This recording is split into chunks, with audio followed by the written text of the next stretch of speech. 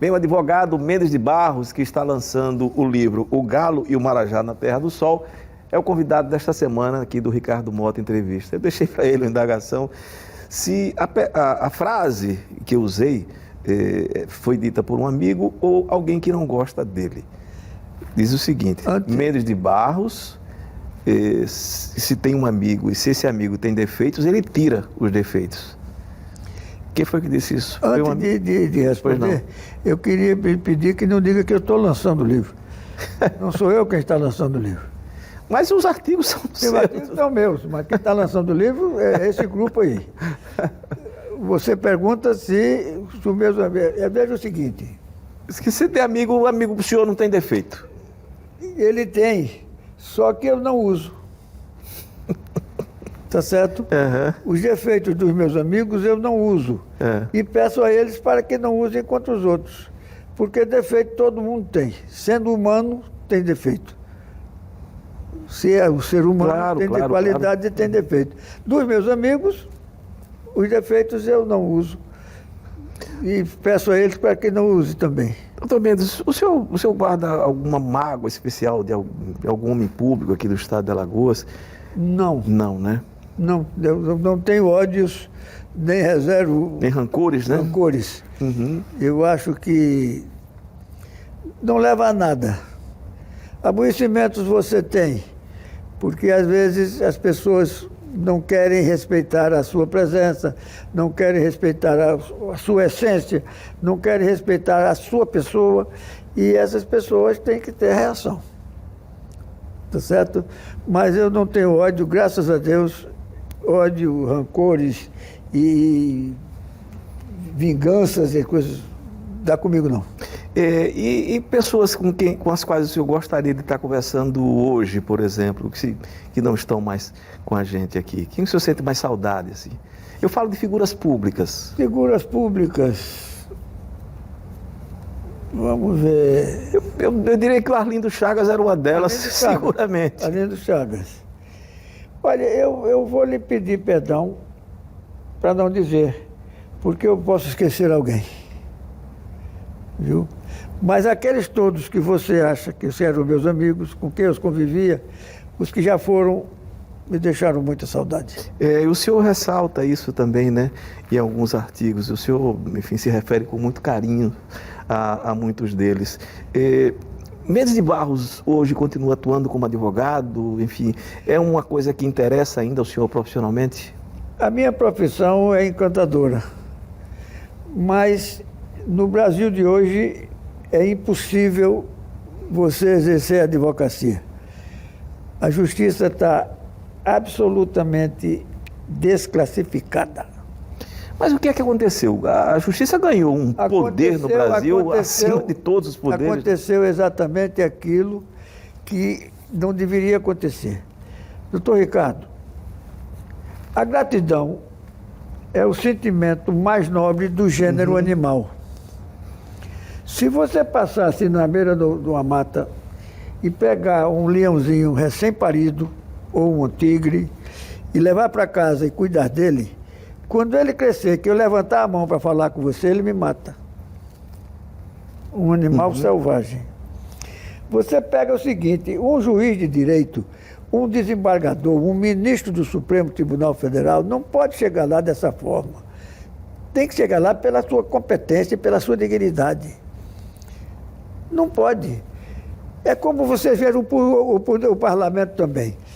Eu lhe confesso, procurei a minha vida fazer tudo certo da melhor maneira possível. Devo ter erros? Tenho, todo mundo tem.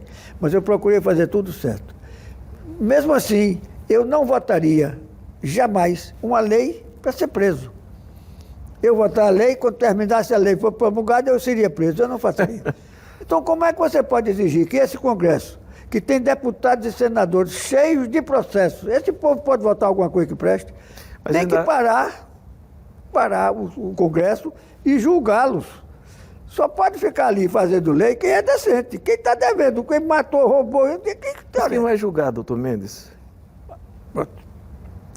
Quem vai julgar? Porque você veja o seguinte, o Supremo Tribunal Federal é um órgão quase divino, que é definitivo. Uma decisão do Supremo Tribunal Federal é absolutamente imutável. E como é que pode, com alguns que lá estão? Que respeito tem? Como é que pode uma coisa daquela? Mas, doutor Mendes, eu ainda acho mais democrático o poder legislativo, porque se um parlamentar ele é ruim, você pode não reelegê-lo. Um magistrado, um ministro do Supremo, ele assim será até... Sim, mas eles só chegam lá através da aprovação do parlamento. Se tiver gente decente, só vai gente decente para lá. Mas já vai negociado.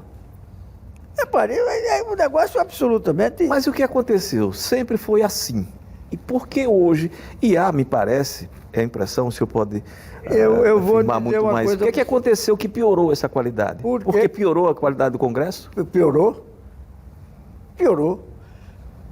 Me diga uma coisa, você provocou e vai saber. Como é que você pode conceber um cidadão como Fernando Collor, presidente da República? Lula, presidente da República. Eu votei em Lula. Esperava que ele fosse uma pessoa... Porque você imagina o seguinte, um nordestino, analfabeto, lá do Juda, se elege presidente da República. Era um momento de fazer o quê? O povo no poder. Ele, ao invés de se agrupar gente decente, honrada e digna, repara que ele levou para lá. Repare, como é que pode? Você veja aí a própria empresa, antigamente, você sabia, a sede do governo era o Rio de Janeiro. Foi um erro a saída dele, então, qualquer recurso superior era no Rio de Janeiro. Você ia para lá, escolhia lá o advogado para o seu processo. Porque se você levasse daqui, era a passagem, a hospedagem, toda vez que ele fosse citado, tinha que ir lá, era uma despesa danada. Você saía daqui e chegava no Rio de Janeiro e contratava o advogado. Hoje não. Você chega lá, se o advogado, se o ministro for o Gilmar Mendes, o advogado é do escritório da mulher dele. Se for fulano de tal, o escritório é do filho dele. Como é que pode? Que injustiça é essa, meu filho? No Supremo Tribunal Federal. Eu acho que, de forma geral, doutor Mendes, é só uma opinião, mas eu acho que os três poderes, eles representam a média do que nós somos como sociedade, né? Olha, eu vou lhe dizer uma coisa. Eu fui condenado aqui no processo porque reagi à grosseria que um juiz me fez. O juiz cassou o mandato de do Lula Cabeleira. Cassou o mandato, ele foi eleito, ele cassou o mandato com o seguinte argumento.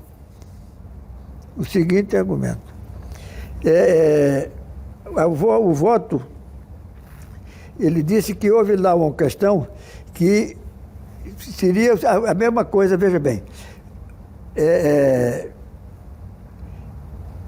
A consequência do voto dele foi o seguinte, é a mesma coisa que um funcionário do McDonald's dizer ao cliente, não coma esse sanduíche porque a carne está estragada.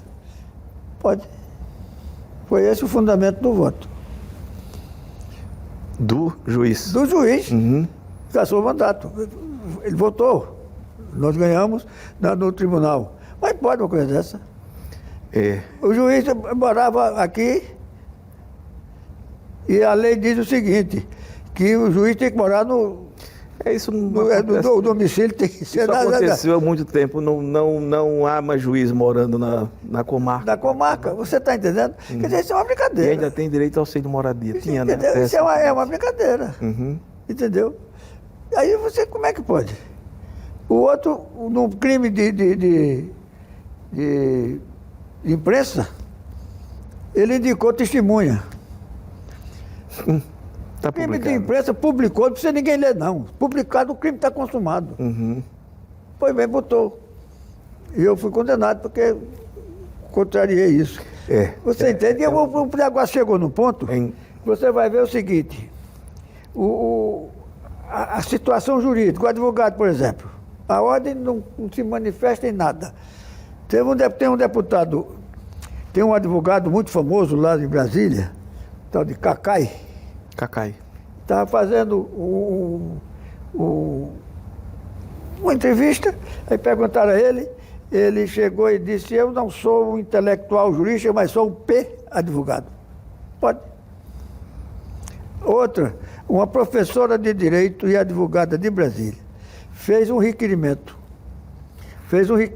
pedindo o cancelamento do registro na ordem, porque vai ser peu por teatá. Ele não foi prostituta, não. Eu lembro dessa história. Existe isso, meu amigo? Existe, é uma realidade que está posta. Doutor Mendes, muito obrigado por essa conversa, tá certo? Sucesso com o livro agora, né? Como o senhor diz, não é do senhor, mas é do senhor. Obrigado pela sua atenção, até a próxima semana.